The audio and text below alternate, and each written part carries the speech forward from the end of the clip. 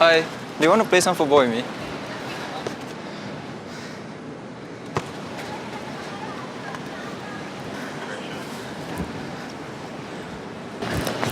Can we play? Sure.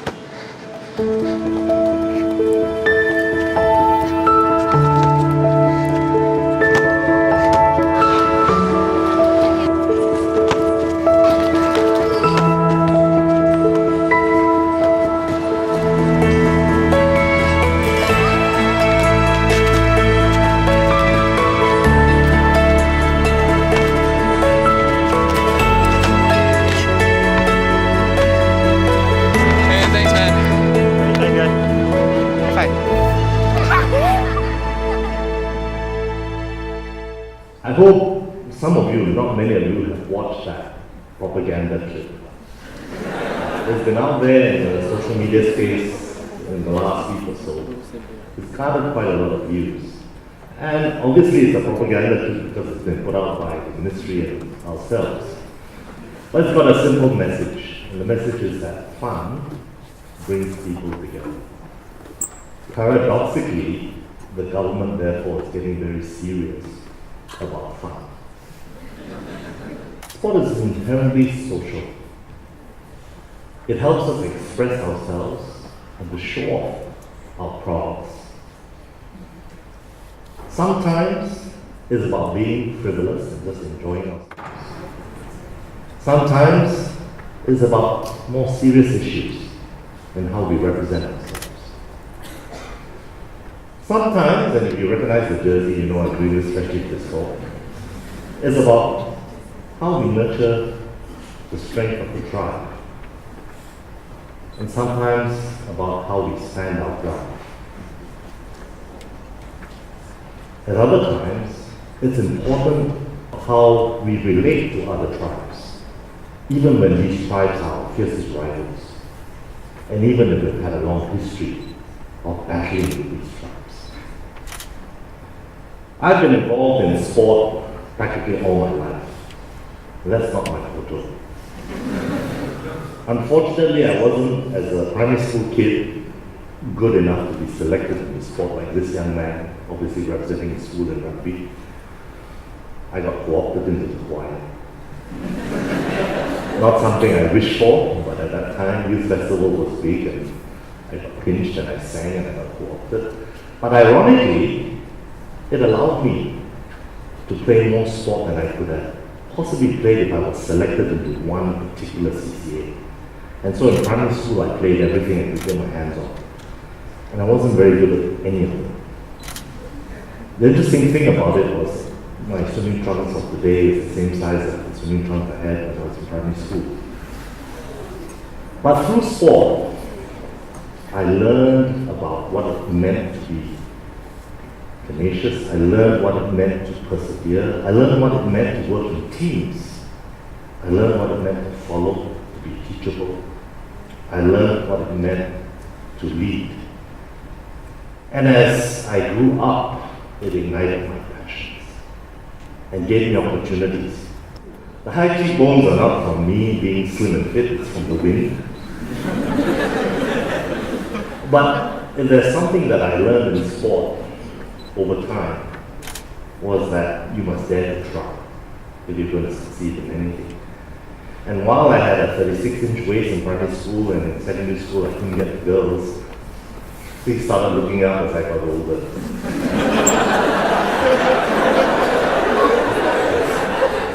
But that's just showing off. And I discovered as I dug a little bit deeper that it isn't just about the effective part of our lives that sport influences. Physical activity, physical stress, actually has physiological impacts on ourselves. The physical stress that we undertake when we are physically active and when we play releases a set of neurotransmitters, some types of proteins, and something that you've all heard about, the endorphins. These serve to help us develop cognitively. These serve to help us develop a sense of well-being and open ourselves up to be more generous in our spirit. which is really what I want to talk about when we think about bridging communities through sport. Now I like to use the metaphor of a bridge. Some of you will know this bridge to be the Elgin Bridge that spans across the Singapore River. Something that was built as an engineering solution in the 1800s and went through 4 different developments until you see the Elgin Bridge of today, standing there that was built in the 1920s. Each time being improved on as circumstances changed. It was a bridge that was fundamentally put in place to span across 2 communities that have developed on both sides of the Singapore River. The Indian community on one bank and the Chinese community on another. And these were trading communities that had settled in Singapore. Well, the Elgin Bridge and the metaphor of an engineering solution sort of helped me reminisce about my time growing up in Singapore when we think about building bridges between communities. Fairly engineered solutions, policies on how we could bring the Chinese, Malay, Indian, and Eurasian communities together. Housing policies, school policies, all the sort of things that governments could do to enable communities in Singapore to integrate. But as we begin to look at the Singapore of tomorrow, in fact, it's the Singapore already of today, we can see that the population changes within our home tribe are bringing new fault lines and new stresses into the community. New immigrants that live among us. Not just in this case what you see, the transient workers, but people from around the world that cause and that who want to make Singapore their home and who create a different kind of stressor within our society. An aging population, and I love this photo because I'm a water polo player and this is Ama water polo. An aging population that we hear is going to represent 1 in 4 Singaporeans by the time we hit 2030. 1 in 4 will be above 65 years old. How we relate between generations with an aging segment in society is something that the government has been thinking about for quite some time. Underlying tensions and divisions within society that are perhaps not so evident when you look at a photo like this. A simple photo of a bunch of young girls having fun, playing football. What's underlying this is the idea that all these young girls come from very difficult backgrounds at home and are subject of some level of physical abuse. And we can also see, predominantly in this photograph, that many of them belong to a certain segment of society, a certain racial group, that tends, over time, as they grow up, to withdraw from the rest of society. So how will the Singapore of tomorrow look like for your generation and the generations to come?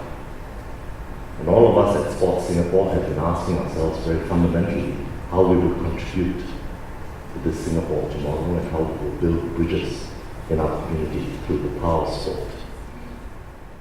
And so sometime in 2011, we conceived on a long-term vision of how sport could be a strategy for Singapore to help all of us live better. And when we think about living better, we believe it means different things to different people.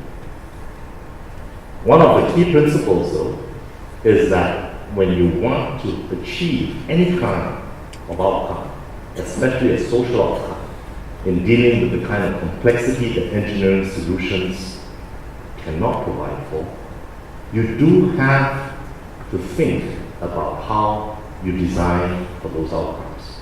So one theme in Vision 2030 was that we can be future ready through sport if we design for those outcomes. How do we bring kids through a journey of sport that help them to relate to one another. Not just to their peers within their normal circles, but beyond those circles. How do they learn the habits that will enable them to be confident, to be able to stand up to life's challenges? How do we help and design for families in this busy time, in this time of economic pressure? How do we help them find avenues to build strong bonds within those families? We can design for that too. And how do we cater to build the bridges between this generation and the older generation? The difference between this photograph and Ama Water Polo was that this was put together by a bunch of students from ITE who wanted to reach out, who wanted to find ways to communicate and to understand and to learn how they would relate to the senior citizens in our community. What did they learn? They learned that fun is a universal language. The second theme in Vision 2030 is that sport should be without boundaries, that we should enhance access and opportunity, and more importantly, we should draw out everyone who is inclined to withdraw into their homes, withdraw from mixing with the rest, to come out and live with everyone else in the community. This gentleman in the picture wearing the Singapore jersey is Hui Boon. He lost 4 limbs very tragically after eating some tainted raw fish at a hawker center. He was inspired by one of our national parachuters who went to see him in the hospital, and like Jason Chi, the para table tennis player, moved from the hospital bed to the sports field. And today he represents Singapore in a sport called murder ball, or wheelchair rugby. There are many in Singapore who need opportunities like the opportunity that we wouldn't have. And we are committed to working towards creating greater access and opportunities. A boy like I, like those girls, came from a very difficult background. Skipped school, couldn't find a place that he could call home, and was very angry at the world, and angry about his lot in life.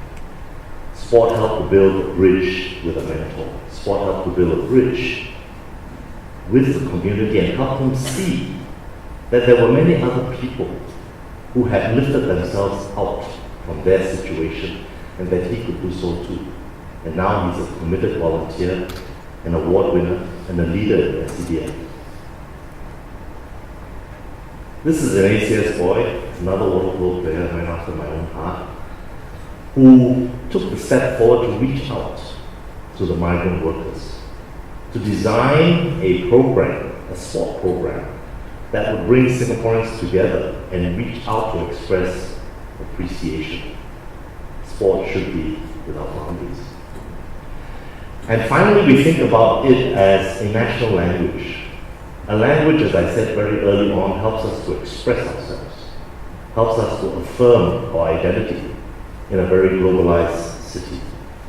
Whether it's through our heroes, whether it's through symbols and taglines like One Team Singapore, it's an idea that we hope will take root beyond the sporting field, but that we can continue to express as a narrative in sport.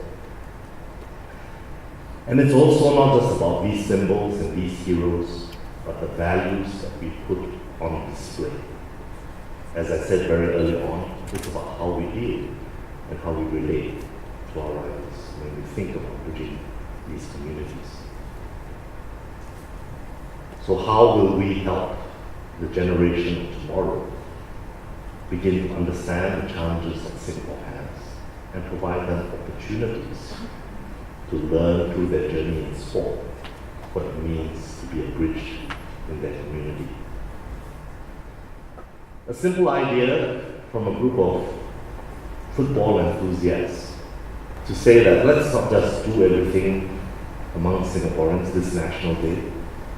You know, when we sing the national anthem and we celebrate our 52nd birthday, we almost ostracize half the resident population in Singapore who are non-Singaporean.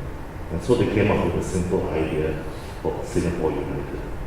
People from all over the world coming around this National Day to celebrate Singapore's birthday through sport. We need bridge builders like these people.